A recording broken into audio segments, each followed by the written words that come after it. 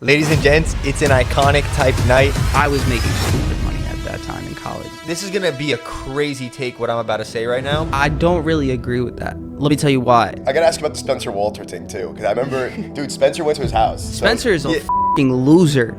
Spencer comes to my house. He says, hey, Coffeezilla made a video on you. I'd like to come and see what you're about, and let's see if we can prove him wrong. Right. Come through. He comes through, he watches me live trade, yeah. watches me place trade, he watches my students make money, goes through my statements, and then he makes a video saying, yo, Nour is legit. Then Coffeezilla makes fun of Spencer, and Spencer says, I apologize. Oh my God, I remember this. Like, he folded to Coffeezilla. Yeah, my biggest day in college, I was in Spanish class, and I just walked out of class, and I made $400,000. What? Can I tell you what verifies me? What verifies it? Like, I don't need anybody in the world to verify me. Right. I'm really that guy. The SEC verified. The LAPD is investigating yet another home invasion. This one leaving social media influencer Nour Ata seriously bruised after being pistol whipped and robbed of around $1 million worth of items. After that, God, I went straight to the myself. McLaren dealership and bought a McLaren. Ladies and gents, it's an iconic type night. Tony and I are joined by no other than Nour Ata, better known by a lot of you guys as Nour Trades. And we got a ton of great combos that we're going to dive into tonight with Nour. So, dude, firstly, thank you very much for coming on to the show. We appreciate you giving us some of your time. For sure. And, dude, I also just wanted to congratulate you as you recently got married, right? No. You didn't get married? Nah, where did we get that info Dude, from? why are you looking at me like I gave you that information? Dude, I don't know why. I thought I saw on IG you were recently married. Oh, Ian made a joke. Are you kidding me? Yeah, I just went with it. And then Shout out Ian, by the way. That's I posted my wedding suit on my story and said love is in the air, but that's just my custom made suit that I have ready for a wedding. Beautiful. But I'm not married. Dude, that is so funny. I literally asked him about dinner just now, and he goes, man, that was 2 days ago. I was like, Really? Yeah. I'm dead. Yeah, I posted that suit. I actually got that custom made by Xenia. Oh, that's awesome. My favorite brand. oh, shit, nice. Yeah. Dude, so Nour, listen, man. I want to hear about how you initially got into the trading game. Because if I'm not mistaken, I heard that you were initially pre-med, right? Before you got into the whole investing landscape? Yeah. Tell us a little bit about that. So, first of all, I was on Wall Street at the age of 16, which is 2016, sophomore year of college. I was sophomore year of high school, sorry. So I'm coming on to 10 years of trading. But what exactly were you doing on Wall Street? Like, did you have an internship? Nothing serious. I was an intern, phone calls, paperwork, things of that nature. You can't place any trades just because there's rules and there's regulations, there's laws. There's series that you have to pass, whether it's 65, 64, 7, whatever the case may be. And if you're at the stock exchange, like a special series, like 20, I believe, they have their own licensing. But yeah, just simple things. Me and Ian were actually there on Wall Street. And then I had to go back to high school, so I started a Robinhood account. But at that time, nobody even knew what Robinhood was. Really? Right. Yeah. Robinhood was just up and coming at that point back in 2016. So even my parents didn't want me using that. Shit. Yeah, and that's crazy because now Robinhood, I feel like it's become very mainstream, especially with the younger generations, right? Yeah, it's mainstream, especially after that GameStop stuff happened a couple years ago. That was crazy, though. Yeah, that's pumping. Yeah. That's a big thing. So you're on Wall Street, you're with Ian, you have an internship, you got to go back to high school. What really got you into trading and specifically getting into like the options game? Like, where was that point in your life where it kind of like put you onto that? Was it like a mentor? Well, it just all came from that internship. So like that internship, before the internship, first of all, I always wanted to make money online. I used to watch like FouseyTube at the time, DDG, and then one trader, his name was Cameron Foose, just an OG. Right. And he was a nomad, meaning like he didn't have a home, he would just travel. And I believe he was living in Bali at the time, so it was just sick seeing those things. So it wasn't necessarily the idea that I knew I was going to be trading. It just came to me because the internship happened. I was like, I'm going back to high school. I might as well do this by myself here. Right.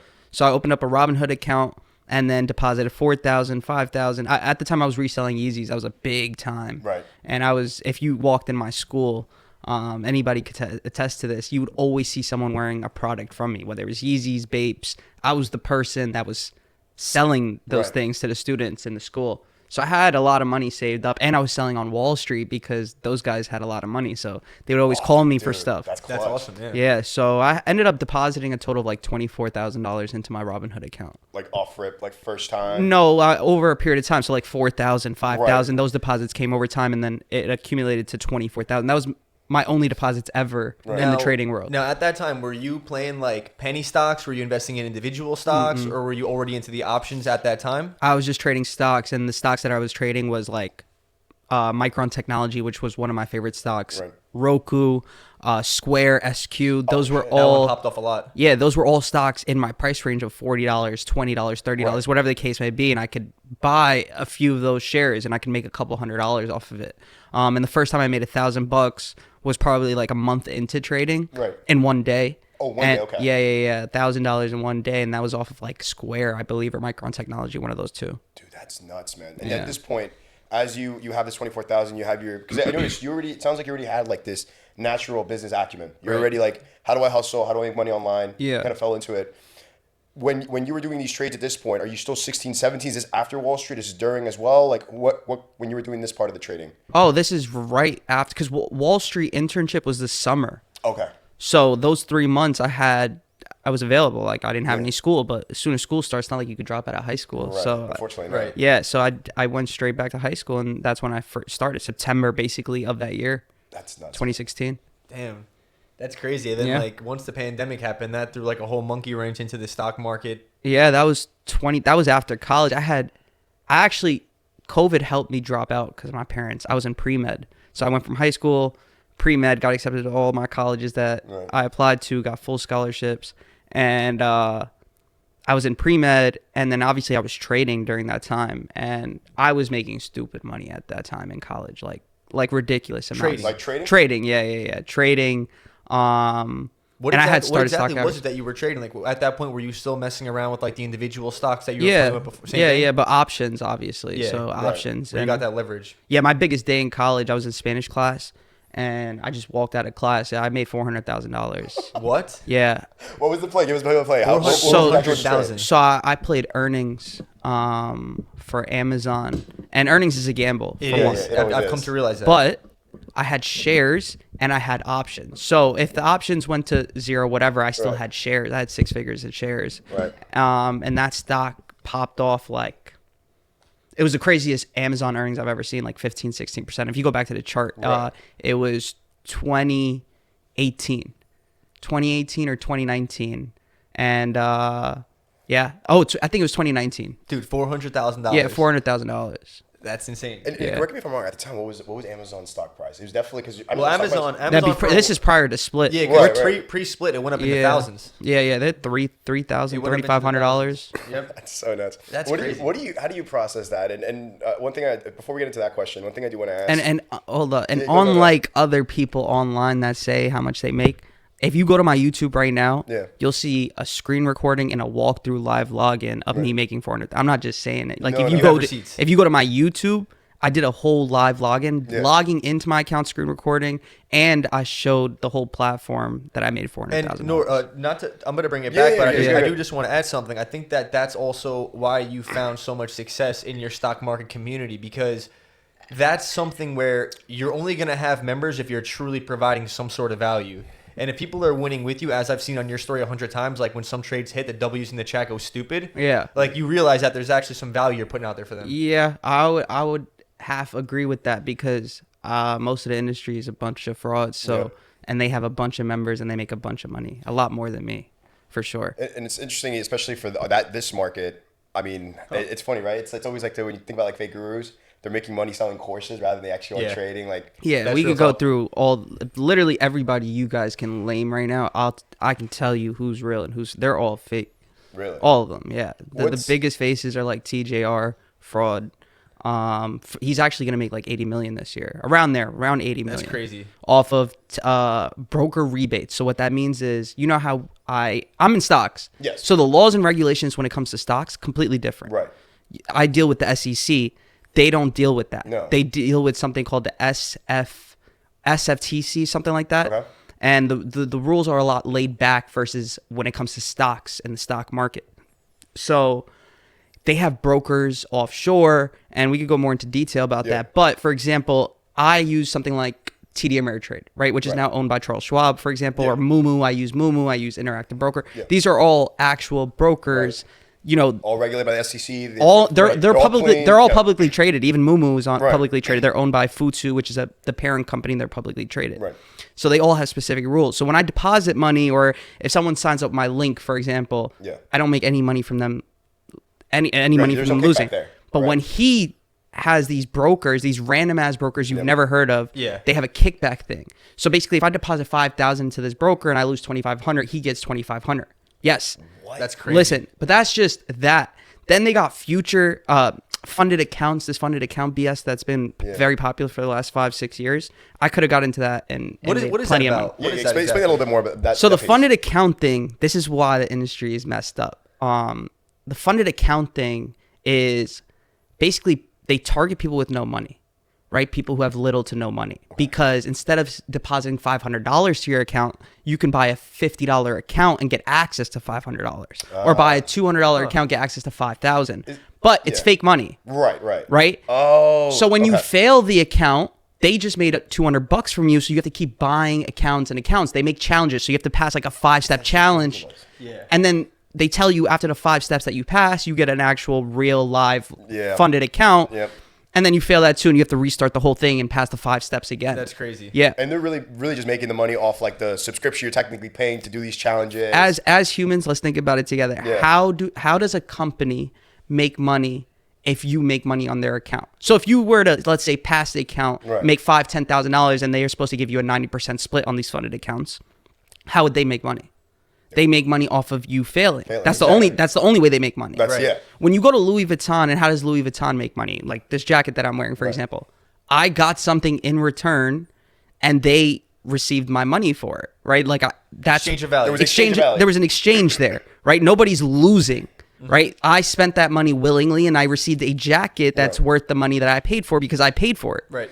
But in this case, you're buying funded accounts. You know what you're getting technically, but they're targeting those people with little to no money because they know they're not going to pass.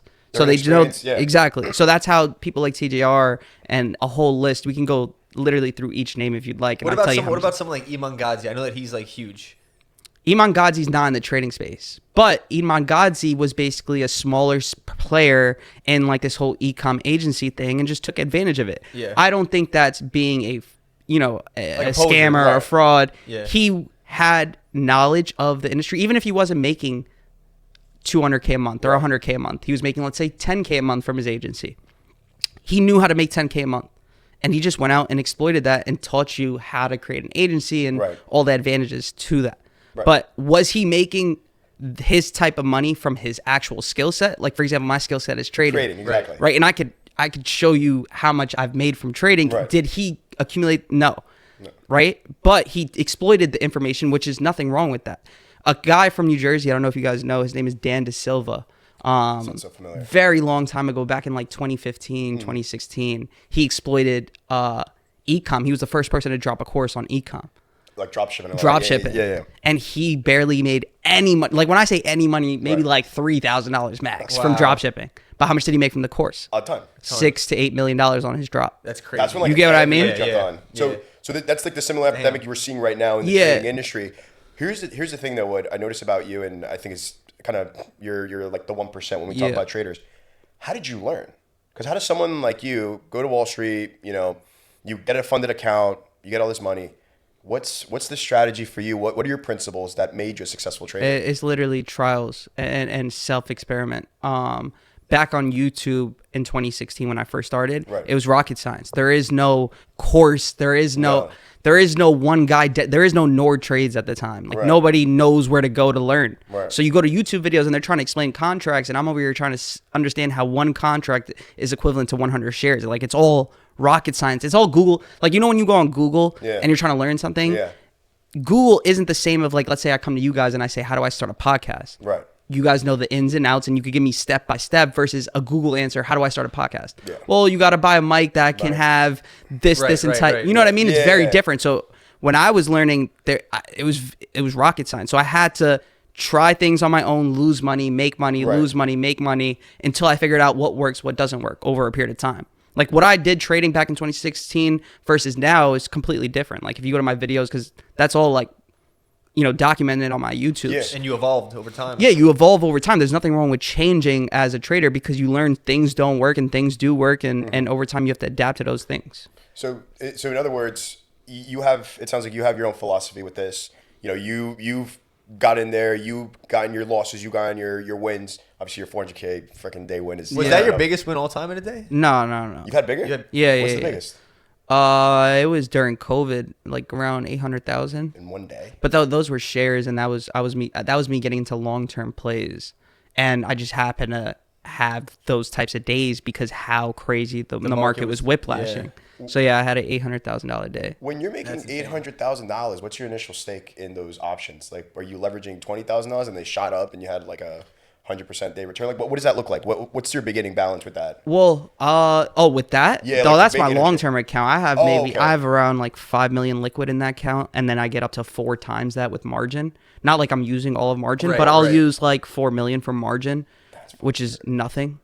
You see, that's the other thing. I think there's this misconception. People hear 800K days, but they're thinking you're doing that with like $500. Yeah, the hell out of here. No. You know what I mean? Yeah. I actually just did a whole 30-day DoorDash video last year. I don't know if you guys saw it. My biggest video, no ads, no nothing. Mm-hmm. I just went out and did DoorDash for a couple of days until I saved up $500. And then I started an account on Robinhood with $500 because I know people go straight to Robinhood. So I didn't want to use something too complicated. Yeah. Started with 500, and it took me about a month, about 30 days to get to $4,100. I think I finished the account out. Really? So it took me a full month just to get to 4,000. But I mean, it's still that's great. But it was just people. It was just showing people what's possible with the knowledge. Obviously, it's completely different with the knowledge. If I were to have to start to zero, but with the same knowledge. What you know now, and you could scale it now because you perfected the skill set. Let's dive a little bit into the trading, because I see that you're very big with Mumu. I know you said it's not like you're getting like a kickback, but I always see like you post your W's and like your trades with them. Why Mumu over something versus like Robinhood? Is that like the amount of depth they have in their charts, the indicators? What can you Robinhood sucks. It's very bare bones, right? It's for beginners who want a simple ass app. Like that's all you want when you're using Robinhood. Right. Oh, I want to start trading. How do I do this the easiest way without having to learn? Buy and sell. Right? FanDuel, you just place a bet. That's it. Yeah. So Robinhood is very simple with that. Obviously, they've been advancing. Their charts have gotten better. There are different things on the app that are definitely advancing, but the simplicity has not gone away. Right. Yeah. So Robinhood was the first thing I used. Why use Mumu over like Thinkorswim or Interactive? So I started from Robinhood, went to Thinkorswim that was owned by TD Ameritrade. Then Charles Schwab bought them. Yeah. And then I went from that to Interactive Broker, from Interactive Broker to Mumu. I had the best relationship before Mumu with Thinkorswim, because if their platform lagged and let's say I lost money, they always gave me my money back. Really? I lost during COVID.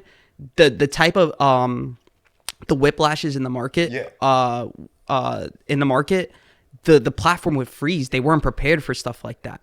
So there was one trade specifically I could talk about is Zoom. I got into a trade and the whole thing froze. I couldn't sell. I couldn't see the chart. I lost 24,000. It was in my account by like 5 p.m. That's crazy because the volume was probably going crazy on the stock. Yeah. All these brokers have like a special department for like their like insurance area where they make sure they take care of things. As long as it's legitimate, they're gonna get you your money back. And I live stream, so like everything's recorded at all times. So what are you looking at before you get into a trade? Are you looking at price action? Are there specific indicators? It's all price action. I don't use indicators. That's what I meant. The difference between 2016 when I thought RSI could give me answers, MACD, momentum indicated. None of that shit is real. This might sound like a dumb question, but I just kind of want to break it down even further for the audience. Yeah. What exactly does price action mean? Price action is simple. Whatever you have in front of you, which is the graph, that's price action. Volume, price action.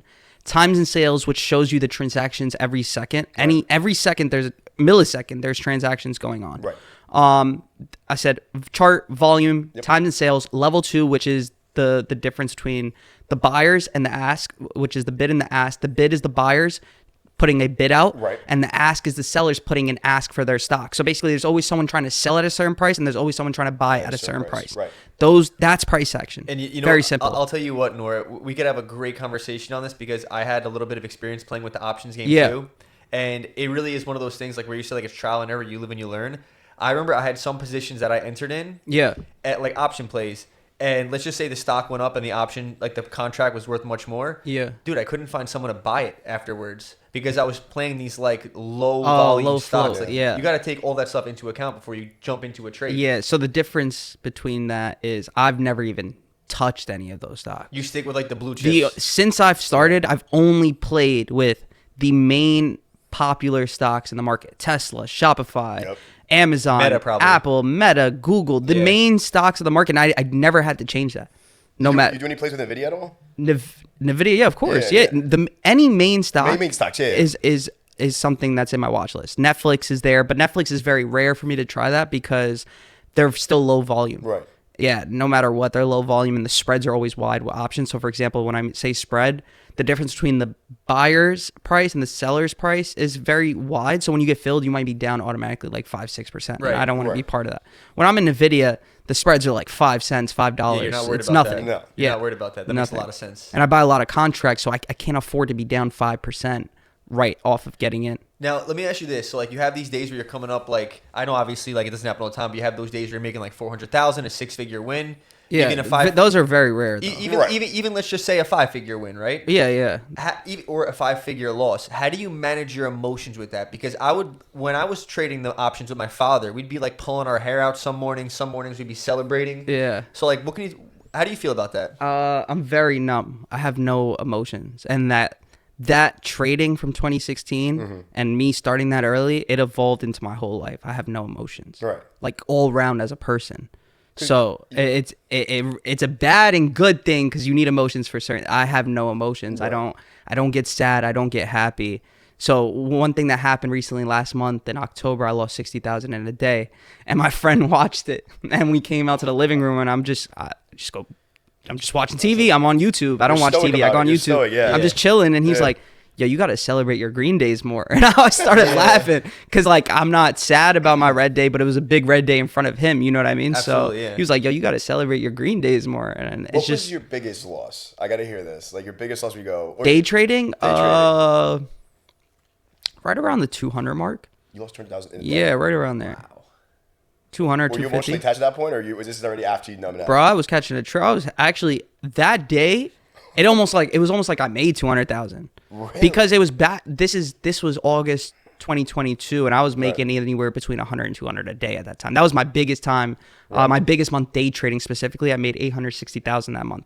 But with those big green days, you have to have those big red days, and I definitely could have avoided that shit. Right. But I just fucked up. But that was my biggest red day trading. As far as long-term account, I've seen 7 figures. Really? Yeah. Fucking swings, Hell like, yeah. I was in games. Vegas one time, and I was up. I used to gamble crazy, but I was up 350,000 that day at the win. I got a black card and everything. I post it all the time. What's your table game of choice? Baccarat. Okay. Yeah. That's the best odds, anyways. Yeah, I'm with the Asians all the way. Yeah. But Baccarat, and I was up 350,000. I go to my phone. I don't remember what happened, but Shopify got smoked, and I was at this point. I'm up almost $2 million on this stock, long-term account. Yeah. By the morning, I was down 1.2. Yeah, just on Shopify, and I think the overall market was down. I think I was down like maybe almost $2 million that day. And now, Nour, you know what I've learned from similar situations on a much smaller level? Yeah. Is that when you're playing the options game, you don't want to have, obviously, you don't want to have your whole portfolio invested in options because if there's one bad swing. That was shares, though. Okay, that was Yeah. shares. All my long-term is shares. I don't do any leaps. I know people love that stuff. I'm good off. I wanted to ask you that now. So, like, when you're playing options, I do weeklies. you dog, weeklies. Yeah. What did you think I did? The thing is, I would know because I would at least do a couple months in case, let's just say the option fell. I would have a little bit of time for it to recover. I don't got time for that No, shit, bro. yeah. No, Because that's fucking crazy. the weeklies, it's like you're Damn, all right. That's boss. Is that That's how you crazy. started in general with weeklies? Or Yeah, from yeah. the rip? From the rip. Fucking And what do you now? Okay, I love this combo so much. Now, how many positions above or below the strike price do you typically buy? Oh, I'm very. That's Like very, how close to the money? I'm asking. I'm very close to at the money. okay, Unless it's you've a already- Monday or Tuesday, I'll go like for Tesla, I'll go $10 out or something like that. right. Cause Yeah. Tesla That's has those- nothing, Yeah, 'cause though. Tesla Right. goes up. Yeah. $10. Implied volatility is through the roof, especially nowadays. So you have to One go. tweet, it's gonna either Okay, go. Can Yeah, I you tell gotta you go something? $10. Have you ever experienced? I'm sure you have the volatility crush. Yeah, of course. When you get smoked and then your option just not really. I mean, you're playing the. Well, that's really with SPY and QQQ. My stop loss every day is anywhere between 10% and 15% on a position. Okay. So if I'm in with 100,000, I'm only losing 10 to 15,000, or if I'm in with 200,000, whatever the case may be, it's just 10 to 15% of my position. That's not my account, that's my smart. position. Yeah, that's very smart. Position. Yeah. I was gonna. That was actually goes in a good pivot in the conversation with like risk management, man. Like, when you were saying earlier, you had 5 million liquid in a single long-term account. You know, how does someone intelligently scales themselves up? Because sometimes you want to swing for the fences. Yeah. You hear all those stories. Like, I know Wall Street Bets, that Reddit thread. I just had dinner with him maybe like a month ago. Oh, really? His name is Nour. Oh, really? That's funny. He's Egyptian too, just like me. He got an afro. It's hilarious. Dude, that's crazy. So that kid's crazy. hilarious. Dude, Wall Street Bets, man. Like you see those stories. Like one guy throws in 10K at certain stock options, and he becomes a millionaire within overnight. Yeah. Obviously, it's not reality. That's a gamble. That's when you start gambling and you're not really being strategic. What was your rule of thumb from the rip? Were you always just? I know right now you're talking about risk management from a 10-50% position, but from a whole account management, what would you recommend like a beginner trading to manage it?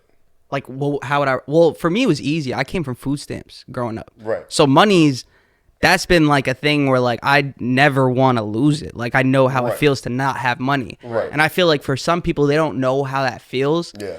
And they don't really care because they've always been comfortable their whole life. Sure. Like the way I grew up is not familiar with like, most of the ecosystem or whatever. So I know how it feels to not have money growing up. Yeah. So it's very easy for me to like, I'm not losing my money. Like I'll lose money, but on a discipline level, like I'm following my stop losses to a T growing up. You know what I mean? Yeah. So it was very easy. As far as like my advice, like my advice is stop thinking you can just always deposit. The problem is people blow their account because they know they'll get paid in 2 weeks. Right. And their paycheck will come in and they can just dump that into their account. That's why funded accounts is so freaking popular because it's so cheap. $50 accounts, $100 accounts, they can do that 10 times and lose $1,000 rather than, depositing 2,000 into their account, 4,000. Right. That's why funded accounts became so popular. I had the opportunity to do it multiple times and I didn't because the business model is based on if Nour wins, that means I need people to lose. And that goes against the whole philosophy on why I started this in the first place. Dude, I love that though, because everybody wins with you, which is great. The market's so big now where it doesn't have to work that way. It's always been big. Like the liquidity and the problem with people is first of all, you'll hear things like, oh, you can move the stock if all of you get in. Bro, we don't have enough money. Like, look at one candle on Tesla. Yeah. There's 300,000, 400,000 shares being traded per minute. Per minute, right. 400,000 times the crazy. actual stock price, which is $410. That comes out to what? Hundreds of millions of dollars. Number, yeah. You know what I mean? Like, you're not influencing the price on that. I'm going in, I'm going in with just right around the 6-figure mark. So 100K, 200K, right around there.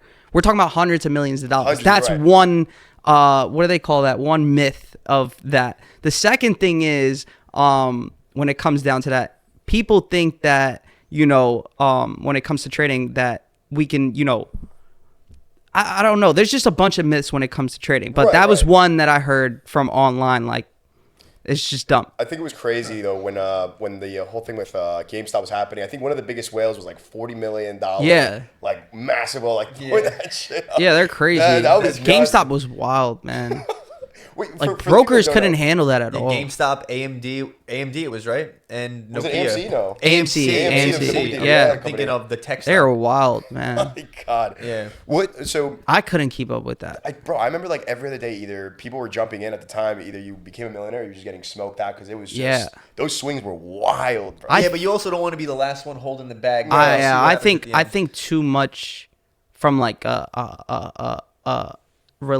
realistic perspective to be able to like get those types of wins that I was seeing from Wall Street Bets. Because let's be real. All in all, I was day trading that. And I probably cleared maybe like 100,000 off GameStop. When realistically, if I just put 50,000 in GameStop and held that shit, I could have made like millions. You know what I mean? Like crazy. All I had to do was just trust the dummies on Wall Street Bets, but I couldn't wrap my head around the idea this would keep going. It didn't make any sense. The power of the community. And good for you though, man. Because I feel like that's another big thing, right? We all deal with whether you're trading, gambling, whatever your vice is, or especially in the markets. It's FOMO. Everybody has FOMO.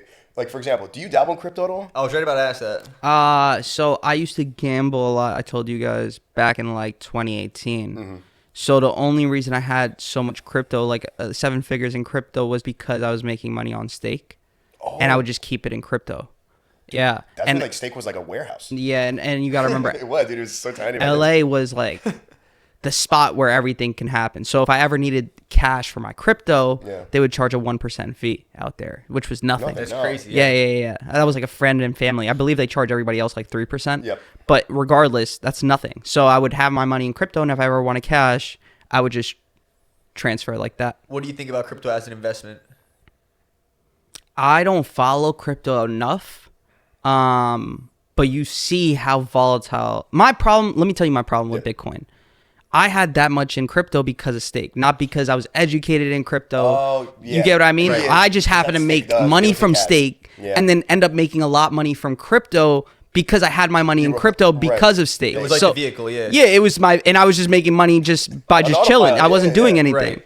And I felt uncomfortable because I was worried that my money would just fluctuate too much where I wasn't going to see my gains. No, so right. You're winning in stake. But I didn't want to lose overnight. Right. But anyways, I made money from crypto because of that. I made a lot. I would say right around like the 700K mark, 800K mark from crypto, which is nothing compared to what people have made. Right. Like some people. But my problem is gold, right? For example, that's always been the safety haven when it comes to like a financial, like for example, value, when the market would crash, people would, hoard to gold because it would always hold its value. Right.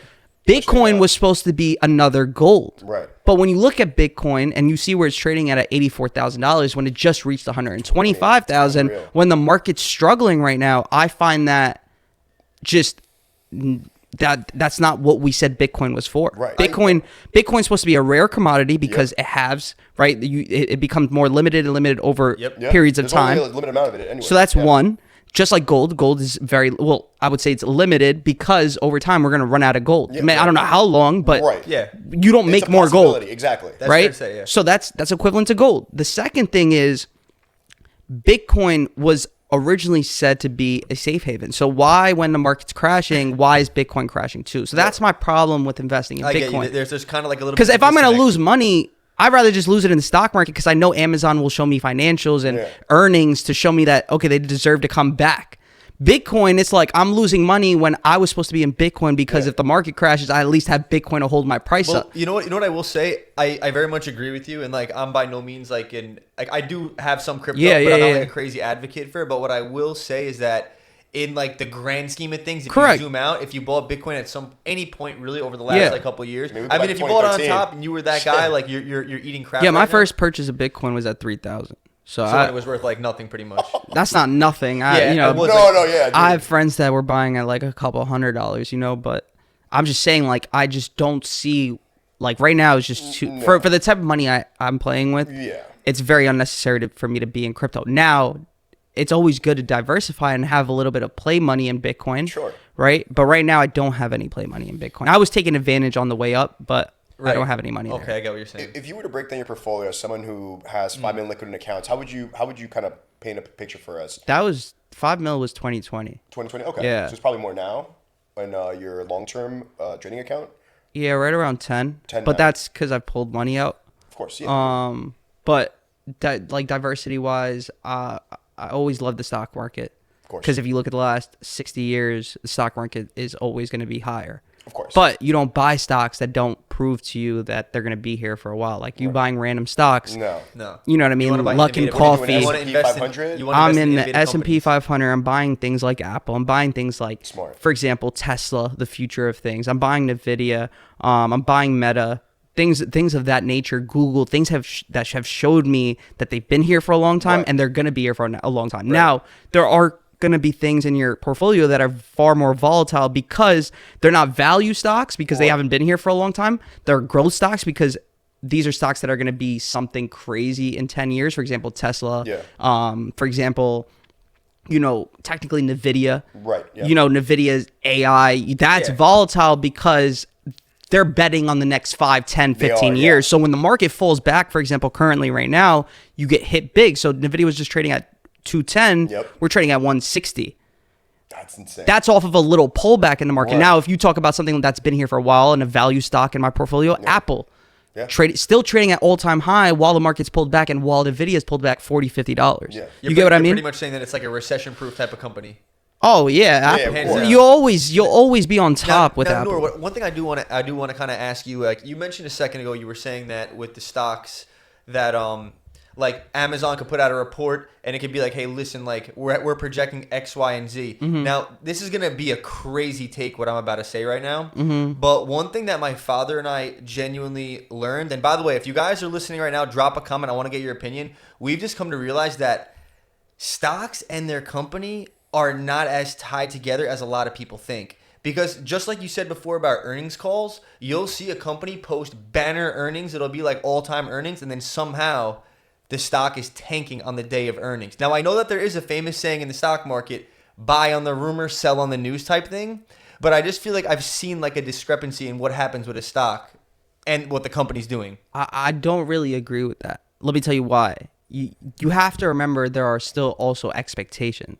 Right. So if the expectations was already high and they had some great earnings, but it still didn't meet expectations, the stock market is traded on future PE. What that means is price over earnings. So that's what makes stocks expensive versus inexpensive. So if a stock is $200 and another stock's $1,000, that $1,000 doesn't make it more expensive than the $200. Right. How you base a stock and how you base a company if it's expensive is based on their price over earnings. Right? Now there's PE, current PE, and there's future PE. So current PE, for example, Apple's known for their low price over earnings. Right? That's why it makes it such a bulletproof stock. If it was trading, Tesla's PE at 50, whatever it's trading at, it would be a $400, $500 stock versus whatever it's trading at 200 right now. Right? So that's how you debate whether a stock is expensive or inexpensive. Right. So when earnings comes out and the stock's already been trading based on how well they think the stock's going to do on earnings, and then let's say the earnings comes out, that's why the stock drops because expectations were already high. So it still matters for earnings, but it also matters where the stock was already trading at. So if that's why they call it priced in or not priced in. So when the news or the idea of a great earnings is already priced in for Nvidia, if they come out and have some good earnings, but it wasn't as great as expectations, it has to drop because where it was trading at was priced in for perfection. That makes a lot of sense. You get what I mean? Yeah, so earnings is extremely important, but expectations is also very important because stocks are traded every single day based on what the future of their value is going to be. You know what's a hot stock like this year also, like Oracle, man. Like Oracle, yeah, that's been popping. Yeah, I traded that a few times. $200 billion in one day. You know what was a ship that I missed? I don't want to be like a Monday morning quarterback, Yeah. but one stock that I missed that I knew when it was worth like literally peanuts was Palantir. Palantir, yeah, I'd never believed in that shit. It went all the way up to like it's at like 170 right now, 180. Yeah, I know. That's crazy. Yeah, I never understood that. So Nour, listen, dude, I don't think it's worth that much. Nour, you're a fascinating dude, bro. Like I want to ask you, in addition to the stocks, like your whole investing journey, your gambling journey, all that good stuff, like how did you get into these other business ventures that you briefly mentioned off camera before? Like you got into the dispensary business, right? Mm-hmm. If I'm not mistaken, I heard you once talking about like how you think even doing like a rental car business is a good idea. Yeah, I have. Both, right? Yeah. How'd you get into the dispensary business? Well, like everybody knows the stock market and like real estate is like the go-to, right? Those are the only two things we've like really grew up on. All these other things are things that you just come about. Right. So I always bought real estate growing up, and I'm coming in on my 30th property soon. Oh, right? Shit, okay. Section 8, 2-family houses, 4-family, whatever. I have all that in my portfolio, but when I moved to Cali or LA, you have to remember like LA, I don't know what they're against in LA. LA is very dangerous for one, but like LA, people think it's like Hollywood. If you meet the right people in LA, everyone has something going on. I got into the hospice business out there. I got into the rental business out there. I got into the dispensary business out there. I learned a lot in LA just being with older folks and people who are just always looking for something to invest in. Right. And you're still in the dispensary business. Yeah. I'm assuming at this point you're very much hands off. Oh, very there is no hand. I don't even live out there no more. Just taking it, and Yeah, it's, we- you get cut a check. Yeah, the whatever license is- was very expensive, first of all, in the building because it said it's Jersey's like $250K or something like that. Unreal, yeah. LA, we paid. I have partners, so we paid like $2.2 million. Damn. Right around there. But we grow. We have a license for a 3-part license in LA. Dude, Damn, nuts, that's man. fascinating, bro. I'm gonna be real with you. I know nothing about that world. I didn't know anything about. I don't smoke. Yeah. That's So imagine nuts. being, I'm not. Yeah. You don't have to be in a business that, just because I'm in a dispensary, I don't smoke at all. Right. Yeah, I don't drink. I don't smoke. So I know nothing about weed.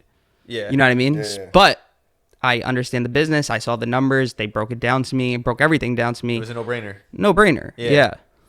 Dude, that's awesome. I got to ask, it's going to sound so silly because I know you're big in the market. It's like you said, your big two are real estate and stocks. Do you believe in a 401k, or do you just like, screw it, I'd rather just put it on S&P? Good question, bro. I like that. I think for the average human being, yes. Right. The average, you have to remember, like, It sounds so stupid, but no, it's like yeah, such a real thing. Yeah. You got to remember, not everybody's built for everything. Of course. Everybody's built for specific things in life, and just because someone's not built for something doesn't make them any less human than you are. Absolutely. You get what I mean? Yeah. So, I know that day trading, for most people is a failure. That's why I don't run any ads. I don't do any marketing. Everything is straight, natural growth, organic. Yeah. I don't run any ads. I don't tell any people to join me. I don't do any of that. I don't even have a course, right? Because I think a course is one step closer to failure, because you're watching a video and you're watching a video on education, for educating yourself. Sure. That isn't going to help you trade day-to-day markets. The market changes every single day. Every day, yeah. So I just felt like there's no point in a course, because it's just going to allow someone to continue to buy more courses after me. And I don't want to be one of those guys that they bought a course from and they say that they failed at trading. And then you look bad because they're like, oh, well, like because that's the other thing though too. You hear about, oh, I did X, Y, and Z. Here's a course. Yeah. You could maybe get typically the gurus tell you you'll get the same results that I did, which is Yeah. unrealistic. Where do you think a lot of your controversy came on early on? Like I noticed you've always proven yourself. Everything you do is documented. Yeah. Your trades are all live. Where do you think that came from? Why do you think there's always that speculation, that skepticism when you have success in trading? I notice it's a common thing. I was young, really young. Dude, I remember you were 19 when you were on what? Was it Loft? Oh, Love. I was that? also the first trader to live trade on an actual podcast, and did it he live, traded huh? with me and made like $400 That's crazy. on the podcast. We did the whole that was a viral. Why did he charge you That's $4,000 insane. though?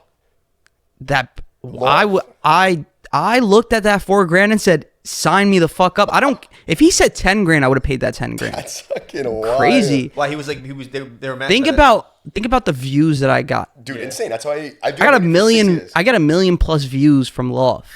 Do you know how much that made me in return? Oh my god. insane. You're dumbass. If you didn't take $4,000 and pay that, I'm rich. What the fuck is $4,000? So when someone says this is $4,000 for my time, if That's sorry. Yeah. I'm No, paying, you're fine.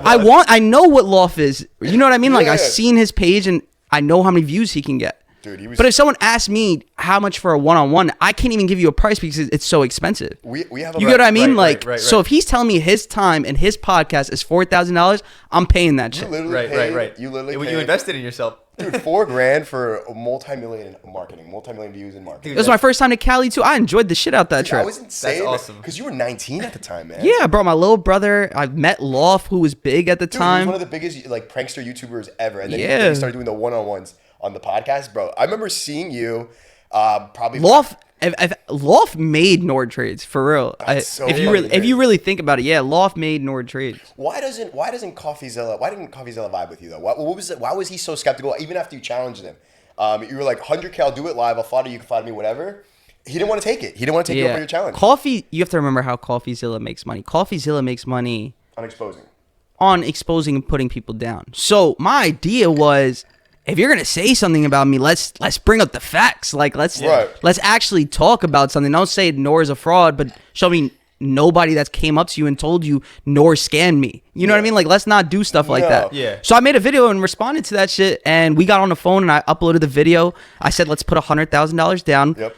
And you don't have to pay anything if you lose, but you have to do a public apology. And I'll give the $100,000 to the victims of the Logan Paul thing, which Logan Paul is suing him, so he's going through life right now. So his just he's got buried. dismissed recently. Yeah. But they're gonna appeal it. I don't think he's gonna get with that. But That's he's a suing scam. Coffeezilla. That's Logan Paul's case.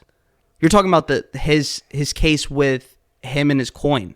Yeah, That got the dropped. crypto zoo. So Like, basically, whatever. Logan Paul is technically innocent in front of the judge right now, Right now, as of yeah. right now. So meaning Coffeezilla's Defaming him. yeah, exactly. Yeah, So yeah. that's why Logan Paul is suing him. Dude, that's But I offered him crazy. $100,000. Long story short, for him to come to my, basically sit in the same room. You can hire security. I'll pay for everything, send you money up front, get a lawyer to sign a contract, all that. And you can go through all my public statements right there on a computer. Right. Everything's accessible. Do whatever you want. And he denied it because he won't benefit off that. Yeah. Dude, you know what I mean? Sure you showed him your statements too. Like you showed him like TD Ameritrade. Bro, that's It's nothing. gonna expose him if you Yeah. start That's pulling fucking out the insane. receipts. Yeah. The coffee, you know, I don't want to go into No, too much we gotta detail. go- No, I want to go into detail about that, but I was going to say Coffeezilla sits in the basement all day making videos. Yeah.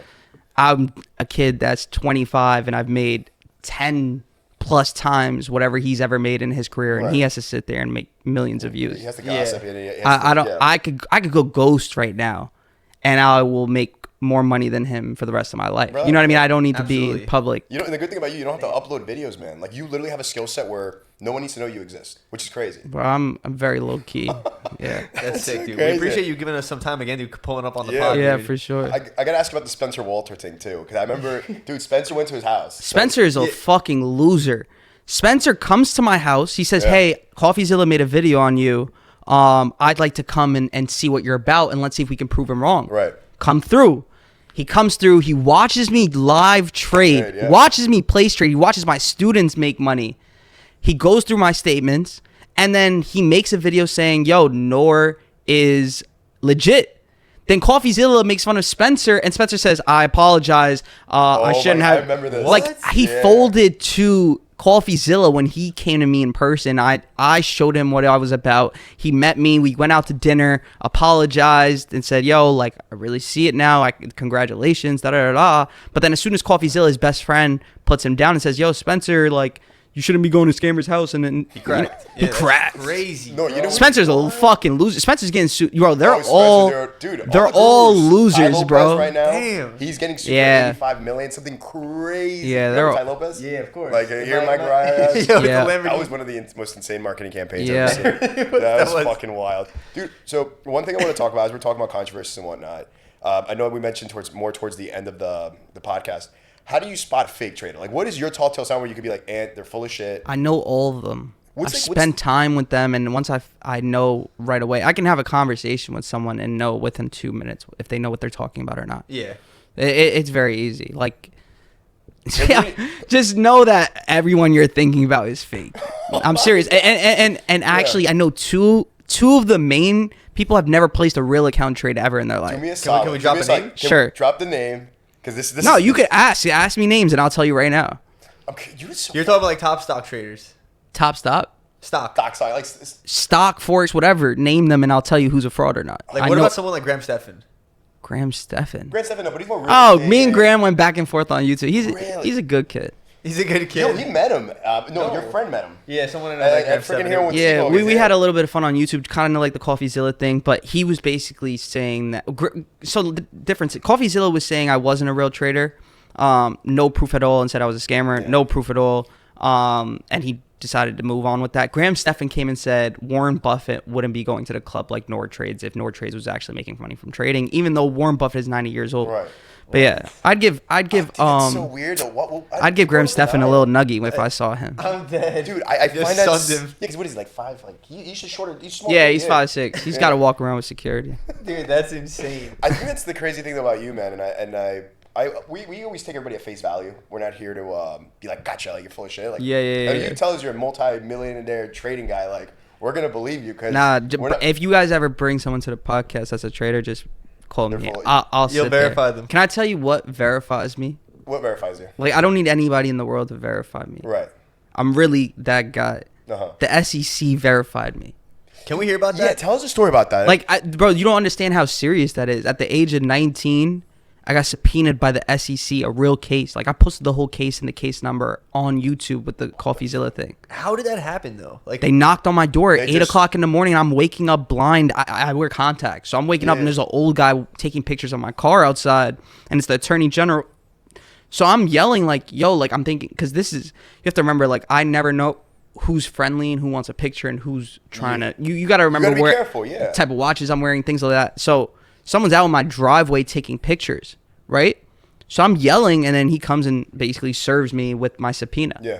But it was the attorney general, and it was my SEC case. that's crazy. Yeah. And what were they What were they trying to get you on, like fraud or something? No, they asked for everything. They asked for every single trade I placed since 2016. Any text message or any text, basically through my Discord or text messages with my friends about trading stocks, any of that, any transcripts, all my financials. And I thought it was just crazy. They asked for my bank account since 2016. So basically 4 years of everything, every information, every Discord message that I said I bought or sold, they asked for that. So imagine how many fucking files that was. Oh, and they had massive. So they had to match that with me actually purchasing and selling to see if I actually did buy and sell those things. That's insane. Yeah. What is from just for people to understand, like, you know, when the SEC gets involved, because you technically, you obviously have an LLC, right? Well, it's like the name of your kind of like company. Stock Hours LLC. Stock Hours LLC. Okay, got it. So yeah, so you got verified. So on paper, you can literally. No, it was my full name and company name. It didn't matter Stock Hours or not Stock Hours. Right. It was Stock Hours and Nour Ata on that paper. How'd that kind of like come to an end? Like that was like a battle. I did a deposition. You ever seen a deposition? Yeah. Bro, it was COVID time. Deposition. I'm doing it on my laptop. Oh my God. And I've already spent like $250K on lawyers because you have to get a lawyer in any situation so that they can provide the documents. Yeah. But obviously, I'm gonna pay for the best. Right. Because so anyways, I got a lawyer or whatever, did my deposition, and the case was closed. They already reviewed everything. Damn, bro. Dude, you live the crazy life, bro, dude. A lot of crazy You're what, 25 now, right? Yeah, I'm 25. I was fucking 19. After that, God, I went straight to the myself. McLaren dealership and bought a McLaren. Really? Yeah. You need to blow off some steam. Yeah. How many cars do you own now? I know you have a Urus. You have a McLaren. Yeah, only like 4. 4 cars. Yeah. Which one's your favorite right now? Is it the M3? It's gonna be my favorite after I finish the project. I just need to get its first service because with the M cars you have to service it at 1,200 miles. So once that gets serviced, then I build that car and hit that quarter-mile record. Oh. Then it'll be my favorite. Dude, car. that car's beautiful, dude. Those cars come track ready, the M's. Oh yeah, I love that Yep. shit. Yeah. What's been your worst car purchase you made while you were coming up? What's been like when you're like, guys, My Ferrari that I just got. Really? Yeah. It's giving you a headache? No, it's not that. I never had a headache with a car. It sucks. I didn't test drive it. I just bought it that day. Which one is this one? The Spider? No. The super fast. Super fast? Okay. Yeah. Damn, man, that's Fucking awesome. A, man. Beautiful, bro. Sucks. Dude, it's crazy though, bro. So now you got made it to this point in your life. Like, I always got to ask this, right? You're living every 25-year-old's kind of dream, right? You're a multi-millionaire. You take care of your family. You own all these, foreign cars. You have a skill set that's going to pay you for life. What's next for you? What do you think? What is next going to fulfill you? I know you say you're not really emotionally attached to like the money and losing, winning. You love doing what you're doing, but what's your outlook now in the future? What are you trying to accomplish at this point? I just like working. You just like working? Yeah, I'm working all the time, and that's the one thing I have in common with my rich friends. I'm not talking about these online. I'm talking about like my friends that are worth like, 40 wealth. plus million. You know what I mean? Like in my category, and all we do is work. Whenever I travel, I miss work after 2 days. Like I'm not even that I'm working on vacation. I miss my desk, like my working space. Right. So I hate trips after a period of time. Like I always like envision, I can't wait for June. We're about to go on like a whole month bender where we're going from country to country to country. Yeah. And after the first week, I'm like, I'm trying to go back to my desk. You know what I mean? Yeah. And keep in mind, I don't party, I don't drink, I don't smoke. Yeah, I was gonna say. Yeah. Yeah. Your vice is what? What would you say your vice is? My vice. No. No. I'm a very honestly from the stories, it probably sounds like I'm a bad degenerate Dude, gambler. you're going to on baccarat in one day is No. win. I'm a winner when it comes to that, but I rarely do it. Right. And I think my vice is maybe like smoking a vape. Okay. Yeah. Okay, got you. But I don't vape anymore. I've transferred to cigarettes, sadly. But Something good about them though. listen. What's your I smoke choice? twice a day. Fair. And a vape is in your hand all day. Yeah. So you're smoking while you're Hundreds of working. puffs. Hundreds of puffs. Yeah, Fucking it's A. crazy. And You can't. it's I can't convenient. smoke nowadays while I'm trading. So I gotta wait till I go outside. You have to then walk you outside. smell It's like cold it, outside. yeah. Dude, Nour, you're an awesome dude, man. Like I'm Yeah. really enjoying this combo. I got one other question that spawned in my mind real quick. Just going back to trading real quick. You're always trading like the first 30 minutes of the day, right? Yeah, I'm pretty much done within an hour and a half. You're typically like in and out. Yeah, right? yeah. Nice. Very quick day. That's nuts, man. So hour and a half at most, you either win or lose, and then that's it. Yeah. So you don't chase. You're obviously not chasing No. anything. What's the logic behind that? Run me through that for like a beginner that doesn't understand that, because I hear people go, "Oh, I've traded, I made like 10, 15 plays in a single day, and I feel like No, I'm right around 2 or 3 plays a day. 2 to 3 plays a day. Right around there. You know Sometimes dude, once. Dude, one of the things that I really like about you is you're doing this all just because you really love it, but your content. Like I was watching a lot of your videos, like when you went back to Tesla and you gave. Gave, like, giving all the workers. Oh yeah. Those were Ian's idea. That's awesome though. Yeah. Like that stuff hit. Like that's some really cool content. Yeah. Remind me again, Nick. Who is Ian exactly? I know he was mentioned. So a few Ian's times. very good friends with Nour. Yeah. But he lived next to my Aunt Marilyn. Him and his brother Jay. Dude, that is such a small world, man. Yep. Like I said, when he mentioned you, what was it, like 2-3 months ago? We're like, yeah, we should bring him on, and it's because your aunt met, I think, Ian, and then we found you, and then yesterday, I think yesterday, the day before, our buddy mentioned you, Mo, who's obviously all his childhood friend. Yeah. I call him my cousin. Yeah, dude. That's sick. Do you know his other friend Giuseppe? Do you remember? Yeah. I remember Giuseppe. I remember Fredo. Fredo. Salmon. I forgot salmon. No, salmon. Yeah, salmon. Yeah, it's salmon, right? Yeah. Him too, man. It's such a fucking small world. Yeah, it's crazy. When man. they told me, I'm like, Shout out Jersey, dude. And I think for anybody like from a podcast perspective, right? We always tell them like, send the cold DM. You just don't know who you're gonna meet.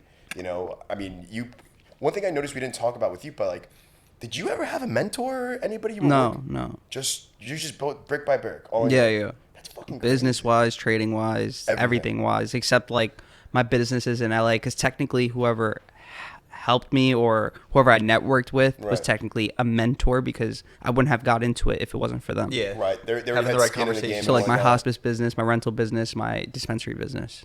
Oh, man, that's fucking nuts. I guess you always hear that a lot. Like, yeah, LA is just not a place where I want to live because with everything that happened. Tell me more about that, LA. Who have you met? LA is. I hear all kinds of I had a few home invasions in LA, so shit gets wild out there. Were you at that point after the first one? Did you start paying for security and all that, or like you were still? No, I don't know how to explain it. We're from New York, so those things, I wasn't scared or anything like that. Sure. I was just, you always have to figure out where the source was from and how they got in, how they found it, because I don't post anything. You know what I mean? So, and you just asked me where was my dinner, and I told you that was 2 days ago. I don't post anything live either. No, yeah. What's you like? That's smart, especially because you're like a high profile individual and high net worth, so you don't want to put yourself in a spot. Yeah, you know. What is that? A Richie Mill, right? Yeah. How much is that one? Probably like 350,000. Damn, bro, casually on the wrist. Yeah, dude, that's my point, though, man. Yeah. You're fucking gonna rock, dude. That's fucking insane, bro. Yeah. So it's just, you know, I'm not a rapper, so I'm not wearing jewelry. Smart. You know what I mean? I might have a little tennis bracelet on, but it's always Sure. like tucked in. For example, I have a necklace on. You're not being flashy by any Not means. flashy, but I No. love watches. Yeah. You know, and you can't tuck a watch, especially in LA when the weather's hot and you're wearing a short sleeve. So they could follow you home. You know, Sure. The waitress could call someone, a waiter could call someone. But I've had 3 home invasions in LA, and it just got to a point where like, Dude, that's nuts. I like my sleep. You know what I mean? So would you say you're back in Jersey more or less full time? No, I'm not. But I love coming here because things are always accessible, and my parents are here as well, so I enjoy being here. Nice, That's cool. amazing, Kind of like man. home for you, I guess. Yeah. I know we're talking about like LA again, but dude, man, what was it like getting hit by a gun? I remember I saw that story. Man. You just know- giant ass. You won Channel 7 News. I was on Complex, New York Times. what? Bro, I was on. Boys, I was have on. no idea about this. I was on news in London. Like it was crazy. Dude, I have no idea about But this. we Can we got hear a this? pistol whip, man. Yeah. You don't feel that though. No, yeah, in the moment, yeah. Oh, I woke up to 3 guns to my head. And I'm like, whoa. Fucking Now I wasn't. I actually had no reaction when I woke up to 3 guns to my head. I didn't say one word. I wasn't scared. They told me to get up, and I decided to put my shoes on first when they said get up. Like I was taking my time with shit. And then Did you recognize anyone, like voice wise? Nah, they were all in ski masks. Fucking A. Yeah. Damn. How do you? No, I got my stuff back 3 days later. They took $1 million in jewelry. Took $1 million fucking dollars. Yeah, How'd you my get it back? Richard. Like, you mean like was it like insured? Insurance? They were amateurs. I have 4 phones. They took 3 and dumped it on the street, and they brought 1 back to their house in downtown LA. Oh, so you caught? Damn. Wow, that's so stupid. That's crazy, Fucking bro. A. I mean, God bless on your end though, man, because you got Yeah, Did you say you yeah. have 4 phones? I have 4 phones. Yeah. What's like the purpose for each one? One's probably. Yeah, we gotta hear this. I gotta hear this, man. What's going on here? So I have one for friends and family. Fair. I have another one for business. I have one for if I run into people and they ask me for my number, and I sometimes you get pressured. Yeah. Like you don't understand. Like I've been in situations where like you have to give a number up for them to walk away. Yeah. I have a phone just for that. Damn. Literally just for that. It's like his And brother then at that point, Yeah, literally. it's my your burner last phone. my last phone is for That's funny. My woman. Oh. Woman's. You know what I mean? I'm dead. Are you? It's funny. First we thought you were married. Are you seeing anybody right now? Like, are you? What's it? I've been engaged twice. That's the funny part. How difficult is it dating, man, when you're rich? Like, how? And you're in now. It's impossible. Really? Yeah, you got to go to my country. Where Go are you from again? Remind me. Egypt. You got to go to the Middle East. Those girls, you give them water, and they love you. You know what I mean? All they need is some water in these third world countries. Do you want to get like a traditional woman, or you want to get someone that's more from the modern world? I don't know. You The like those modern, LA girls, the modern world is getting crazy, man. It really is getting crazy. No respect. They don't. You know what I mean? The whole Enti- dynamic. entitlement. The whole And- dynamic And the changed. funny part is, since I'm not a rapper, whenever girls get around me, they act. They're on their best behavior because they are trying to get wifed up. So the Sure. trick is there. You know what I mean? Yeah. They're there to trick you. So women are always on their best behavior when they're around me. They act like housewives immediately. First night, they're cooking in the morning breakfast. They're cleaning things. cleaning up, yep. Oh yeah, That's they're trying to show you why you need to put a ring on. But it's always like it's like, is this really your true nature, or are you just doing here to get the? No, job? I know. You know, Yeah. I've been in the business for way You too know how to long. weed 'em out, right? Oh yeah.